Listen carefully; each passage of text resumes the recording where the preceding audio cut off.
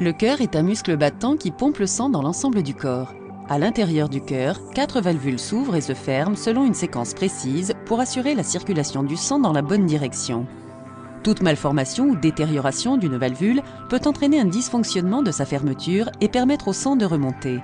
On parle dans ce cas de régurgitation valvulaire ou d'insuffisance valvulaire. Dans un cœur en bonne santé, 2 valvules cardiaques contrôlent le flux sanguin entre les chambres supérieures, les oreillettes, et les chambres inférieures, les ventricules. Les 2 autres valvules contrôlent le flux sanguin entre les ventricules et les poumons, et le corps. Le sang riche en oxygène passe de l'oreillette gauche au ventricule gauche par la valvule mitrale. Le ventricule fait passer le sang par la valvule aortique pour qu'il parvienne au reste du corps. Le sang pauvre en oxygène passe de l'oreillette droite au ventricule droit par la valvule tricuspide. Il atteint ensuite les poumons par la valvule pulmonaire pour se charger en oxygène. Les 2 valvules auriculo-ventriculaires, la valvule mitrale et la valvule tricuspide, sont reliées au ventricule par de fins brins fibreux, les cordages tendineux.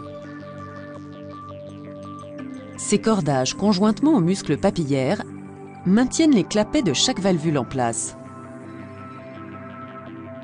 Lorsque les ventricules se contractent, des gradients de pression dans les valvules forcent la fermeture des clapets des valvules mitrales et tricuspides.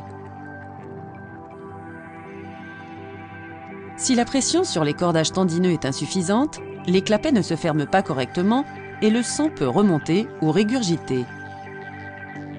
Dans ce cas, on observe un prolapsus de la valvule mitrale qui ne se ferme pas correctement. Le sang remonte du ventricule à l'oreillette gauche.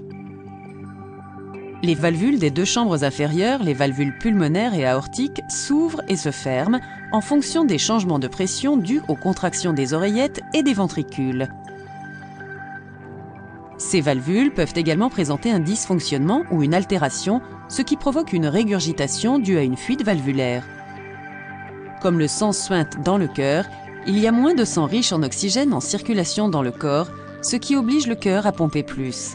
En l'absence d'un traitement, la régurgitation valvulaire peut être à l'origine d'une détérioration du cœur ou d'un dysfonctionnement accru de la valvule.